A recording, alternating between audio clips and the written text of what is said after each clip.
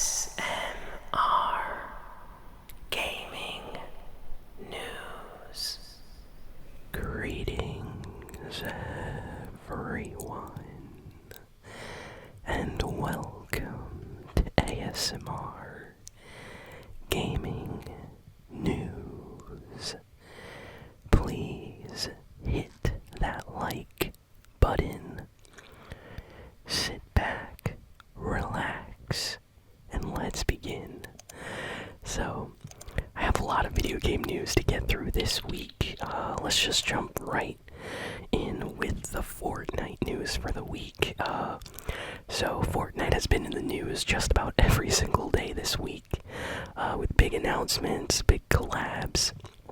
So I would say the biggest collab announcements and Fortnite news of the week is MrBeast collabed with Fortnite for a special creative mode challenge, the MrBeast challenge, where players can go through a series of very intense events, kind of like Fall Guys, and whoever ends up at the top of the leaderboard, the number one in the ranking, will end up winning $1 million or so. That's what, the MrBeast challenge says. So, yeah, that's crazy. A lot of people were playing that mode, hoping to win. Chances are, unless you're an extremely good, creative Fortnite pro, you're probably not going to get that million, but it's really cool that MrBeast did that. He also got 2 special skins created exclusively for him in Fortnite. So this is kind of a big deal, because usually Fortnite has only done icon skins of either music celebrities or just big celebrities like actors or musicians. And then when it comes to YouTubers and streamers, they usually have only collabed with other Fortnite, streamers or YouTubers. So this is kind of like getting someone outside of the Fortnite streaming world. I know MrBeast has played Fortnite a few times on his channel, on his streams, but he's not necessarily a Fortnite YouTuber like, Cypher PK or Ninja. So this is a pretty big deal. This opens up the possibility of maybe other, creator skins in the future, on YouTube that have kind of nothing to do with Fortnite. So it would be awesome to see others like this in the future. A lot of people were excited about this collab, myself included. I ended up getting the skin. And then, literally today, Fortnite finally revealed the highly anticipated collab with My Hero Academia. We already knew that we were going to be getting a Deku skin, and they just blew everyone's minds by releasing a Bakugo skin, an All Might skin. It's super, super cool, lots of gear. So yeah, 4 characters from My Hero Academia are now in Fortnite, and there's kind of rumors that in the next few months they might announce a second wave of new characters, kind of like what they did with the Naruto skins. So that's exciting. Hopefully one day we get, One Piece, maybe Attack on Titan, Bleach, even Sailor Moon is possible. Could you imagine Berserk getting a Guts skin, a Griffith skin? I don't know if Fortnite would actually do that, but that would be crazy. Personally, if we get Neon Genesis Evangelion skins or Death Note skins in Fortnite, I will be super, super happy. I don't think it's ever gonna happen, but if it does, I'll be very, very happy. Those are some of my favorite animes, so hopefully we get more collabs like this in the future. A lot of people, My Hero Academia fans are celebrating today. A lot of people that don't even play Fortnite downloaded the game just to buy Bakugo or Deku and stuff, so I've been seeing that all over my TikTok page today. Now for some crazy Fortnite news. And this is the final Fortnite news for the week. Epic Games is getting sued by a bunch of parents. There's a class action lawsuit that some parents, I believe, in Canada started, and it's kind of linked with a bunch bunch of other parents in different areas, and basically they are suing Epic Games because Epic Games made Fortnite extremely addictive. And yeah, all these parents, you know, they got these class action lawsuit. Some of the parents are saying like, oh, they intentionally made the game super addictive, and our kids played like 7,000 hours of the game in the past 2 years, and we're scared for their well-being, and they want to fight Epic Games in court about this. And it's kind of weird because, like, I don't know. A lot of people are saying that, you know, if you're a parent and you have kids playing Fortnite for 7,000 hours, maybe, you know, just turn off the TV and say no. Like, I don't know.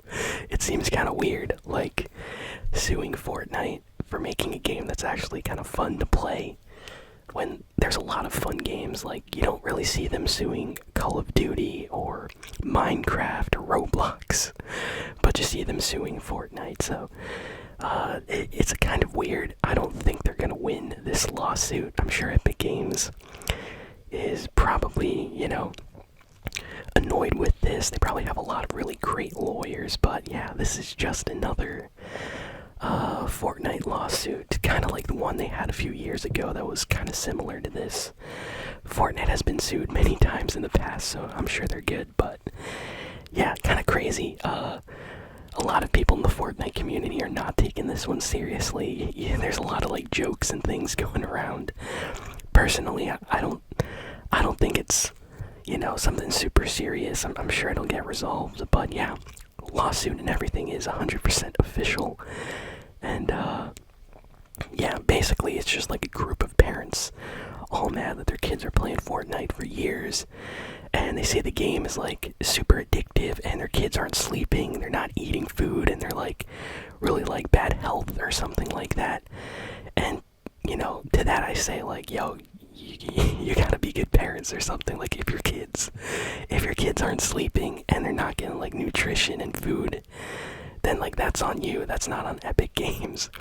Like, I don't know, like when I was a little kid, my parents would not let me play video games for like, I don't know, 10 hours or something without, you know, eating or sleeping or stuff like that. So yeah, this is like the strangest lawsuit I ever heard. But yeah, that's actually happening. Let's see what else we got for the week though. The Game Awards released a stat where like it was the biggest live stream event out of all the Game Awards that they've had already. So like millions of people, I think it was like over 100 million people or something. Crazy amount of people streaming and watching the Game Awards. Like, let me get the exact number. But it was pretty crazy. It was pretty crazy. 85 million people last year, and this year it's, oh come on, literally every website is making me click stuff to see the exact number. Okay, 103 million. So yeah, I was kind of right. 100 million. It's 103 million.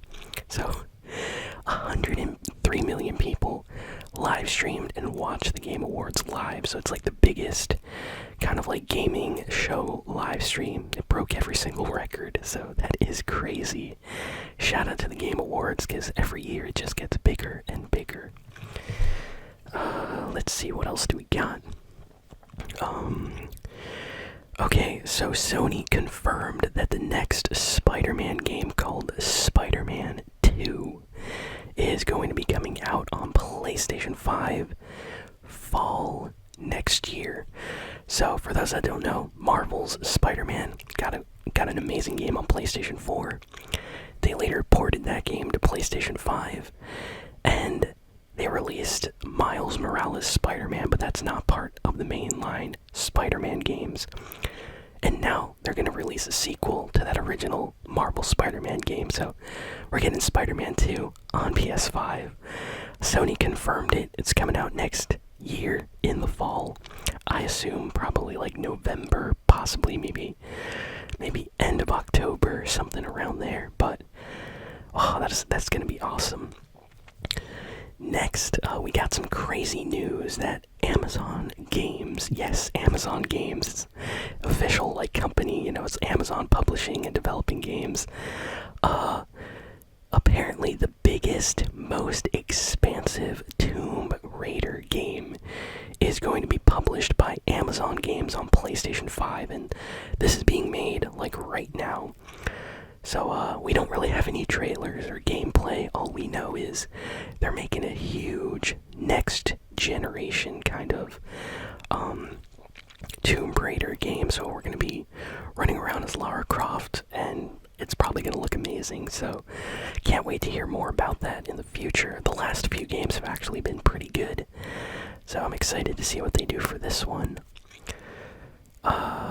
We got confirmation that the Dead Space game for PlayStation 5, the remake of the original Dead Space, is 100% done.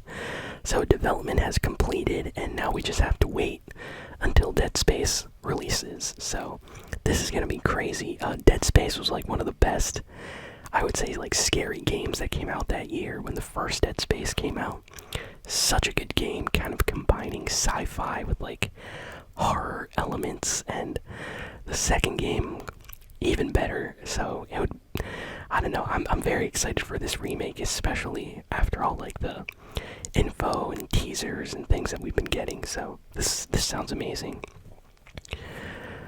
Let's see. Next, a game came out this week called High on Life. And this game came out on like Xbox, on PC. I'm not sure if the game is actually on PlayStation 5. I have to check that. But this game is special because I believe it is made with the it's basically published by people that work on the Rick and Morty like TV show, the cartoon.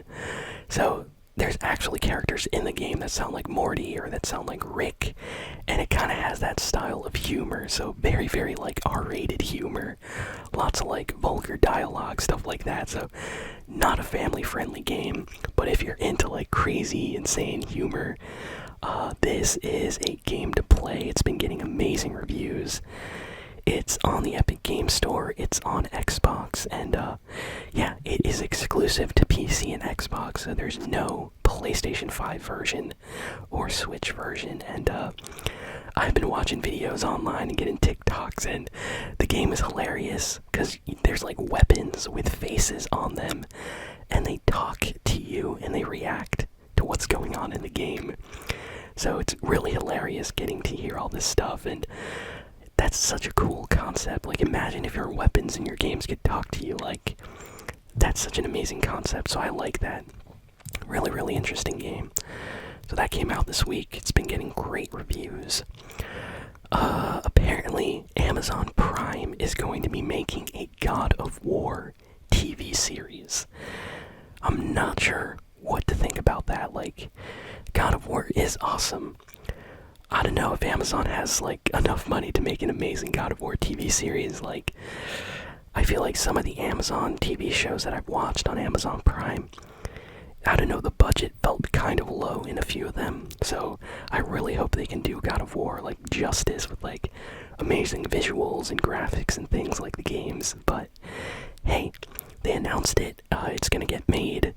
So I guess we just have to wait and see how this God of War TV series ends up. They're already making a series, on The Last of Us that's coming out soon. So I wonder if this God of War is going to be like the next big Sony TV series after that. We have some very funny news. Nintendo, after like 10 years, released an update to Mario Kart 7 on Nintendo 3DS. This is such like interesting news. So apparently there is some kind of like hacking exploit in Mario Kart 7 on 3DS, and Nintendo got so upset over it, they finally decided to like, you know what, let's fix this once and for all. And yeah, they released a patch just a few days ago for Mario Kart 7, and if you don't use the patch, you're not going to be able to play online, so it kind of forces you to get the patch. But yeah, new patch for a game that's like over 10 years old or something. Like, I'm not 100% sure, but I think Mario Kart 7 came out like 11 years ago maybe, or something around then, but that is so funny. That's crazy. Like, Nintendo actually goes back to update a super old game. So that was in the news this week. The Witcher 3 finally released its huge next-gen update, and everybody's super happy. They basically made the Witcher 3 graphics like super realistic. There's like all this like RTX, you know, like shading, shadows, and illumination now. It looks like a completely different game. I'm super impressed. The game also got updated on, you know, PlayStation and Xbox, so even on those systems you can tell the difference. So, they added a bunch of new content, new quality of life features and things like the map. It would be like cluttered with quests and things, and now it's completely fixed, so you can actually just like relax and not have to worry about seeing like a million pop-ups for different quests on your screen and stuff like that. So they made a bunch of little changes to the game to make it better, and they added new content, so people are really happy, and it's completely free. This update is free. So good on CD Projekt Red. I absolutely love this update and highly recommend you check out The Witcher 3. And let's see, what else do we got? We've been getting some rumors this week about a new PlayStation 5. Apparently some developers leaked some info that they weren't supposed to, that they actually saw a detachable disc drive PlayStation 5, and that it's a new model. So everybody's expecting this new PlayStation 5 to maybe come out next year. So basically what it seems like Sony's gonna do is they're gonna sell a PlayStation 5 that can't read discs, maybe for like $399, you know? And then if you want to read your discs, like your Blu-ray games, instead of just buying them, you know, on the console, you can actually buy a detachable disc drive from like a Best Buy or something, and you just attach it to your PlayStation 5, and then you can just insert discs and play your games that way. If not, you can always just digitally download your games. So, apparently, developers have used this PlayStation and have seen this PlayStation in person, so they confirmed that it's legit. So everybody's saying that next year we're probably gonna get an announcement for that, so excited for that.